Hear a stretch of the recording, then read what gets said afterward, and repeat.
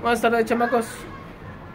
A petición de varios de ustedes, voy a hacer un par de pequeños videos tutoriales respecto a carbohidratos.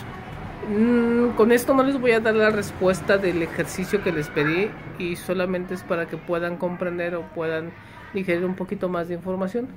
Entonces, pues vamos a empezarle con carbohidratos. Carbohidratos. ¿Qué es un carbohidrato? Un carbohidrato es una molécula que está constituida por carbono, hidrógeno y oxígeno. Nada más. Son las moléculas más sencillas. Son las moléculas que de alguna manera, hablando de moléculas orgánicas, son las más fáciles de comprender.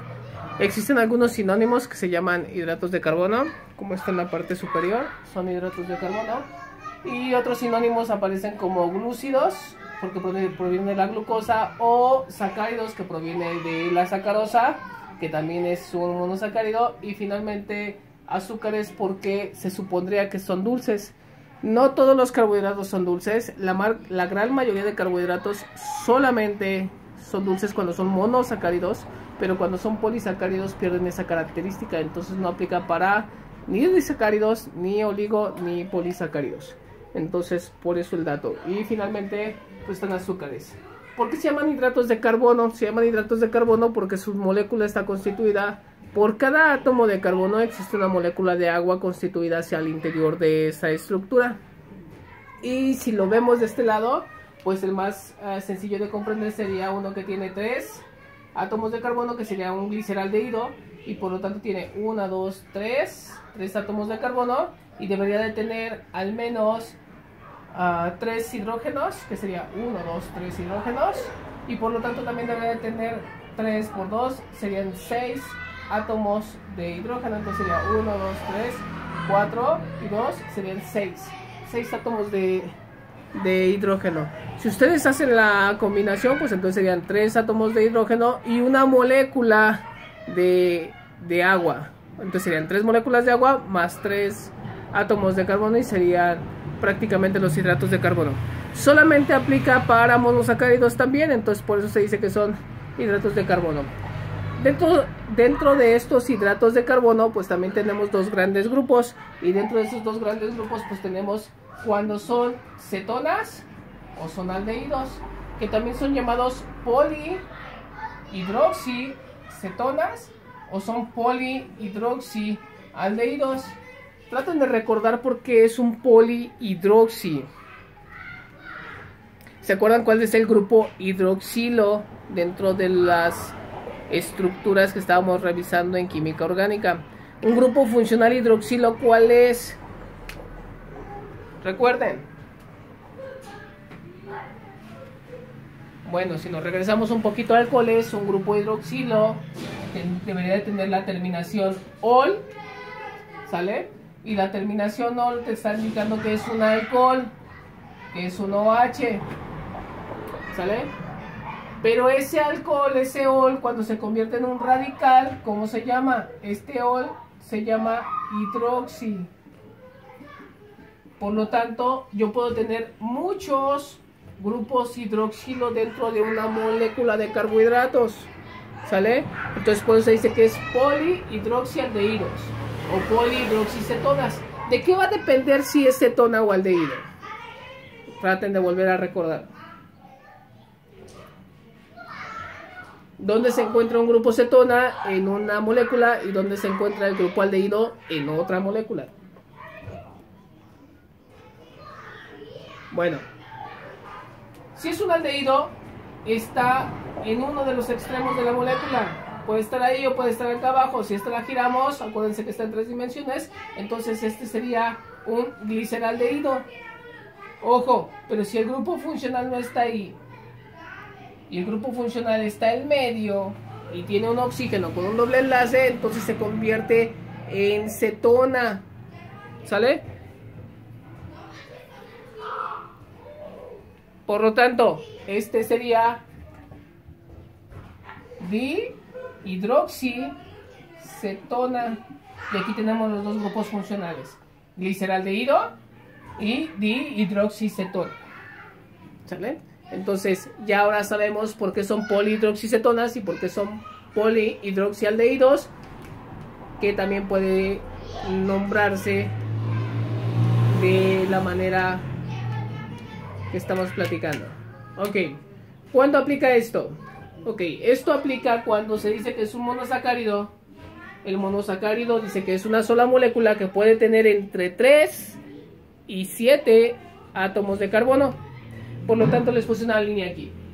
Esta línea dice que van a ir y me van a decir cuáles son los monosacáridos. ¿Cómo se nombran esas moléculas de monosacáridos? Cuando es una sola molécula y tiene varios átomos de carbono. Pues si tiene 3, se supone que le van a dar el número en base a la cantidad de átomos de carbono que tenga. Que en este caso sería 3, que sería tri, que es el prefijo. Y por lo tanto este prefijo va a ir al nombre. ¿Y cómo nombrarlos? Pues el sufijo es osa. Por lo tanto sería una anteriosa. Y creo que eso se los dejé de tarea hace como 15 días. Por lo tanto, el siguiente sería una tetraosa. ¿Sale? La siguiente sería una pentosa. La siguiente sería una hexa de 6. 4, 5, 6. Y esta sería osa. Entonces sería una hexosa. Y hasta ahí vamos bien. ¿Qué otra cosa tienen que estar verificando o checando? Otra cosa que es importante es saber, de repente aparecen unas D o una L. Si aparece una D o aparece una L, por lo tanto, una sería que tiene el dextrogiro hacia la derecha cuando es D, o que tiene el dextrogiro hacia la izquierda. Si tiene un dextrogiro a la derecha, por lo tanto, lo que deben de buscar es un carbono quiral. ¿Qué es un carbono quiral? Un carbono quiral, aquí lo marqué con un asterisco. Un carbono quiral es aquel carbono que puede girar y que tiene la característica de tener 4 componentes diferentes. Originalmente es siempre el penúltimo de la estructura. Si hablamos en esta estructura de un gliceraldehído, tiene 1, 2, 3. ¿Cuál es el penúltimo? Pues es este, y por eso lo marqué con un asterisco. ¿Qué quiere decir? Que si la estructura OH está hacia el lado derecho, como ustedes lo ven plasmado en una libreta o en un pizarrón, quiere decir que este sería un D-gliceraldehído. ¿Qué pasa si en este caso yo quiero que sea, en lugar de ser un D, que es el más común en casi en todos los compuestos, en casi en todas las moléculas, yo quiero que sea un L-gliceraldehído? ¿Hacia dónde tendría que estar girado esta estructura? A la izquierda. Entonces, en lugar de tener este aquí, lo voy a cambiar de posición y lo voy a poner de este lado. Por lo tanto, ¿hacia dónde está girada este grupo hidroxilo del carbono quiral? Está girado hacia el lado izquierdo. Y por lo tanto, en lugar de ser D-gliceraldehído, tendría que ser L-gliceraldehído, que será dextro o levo. Si lo buscan, búsquenlo de esa manera en Google, lo googlean y dicen levo gliceraldehído o dextro gliceraldehído, y se refiere a la rotación del carbono quiral para que el grupo hidroxilo quede en la posición diferente. ¿Sale? Si nos dedicamos al otro lado, ¿por qué esta cetona no lo marqué con un asterisco?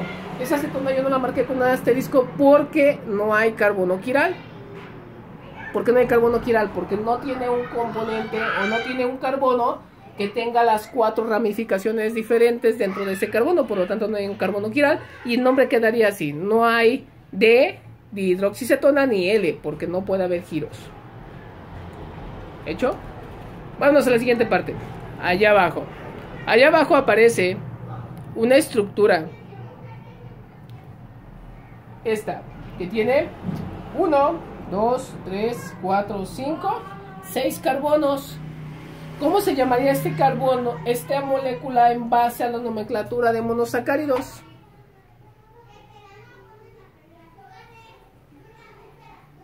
Se llamaría una hexosa. ¿Sale?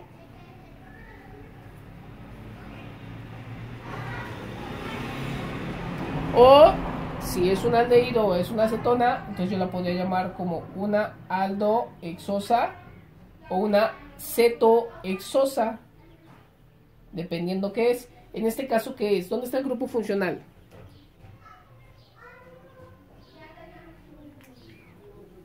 El grupo funcional lo tenemos al inicio. Entonces, yo voy a decir que esta es una aldohexosa. Esta aldohexosa tiene nombres comunes o nombres triviales o nombres que se les da, y en este caso es una glucosa.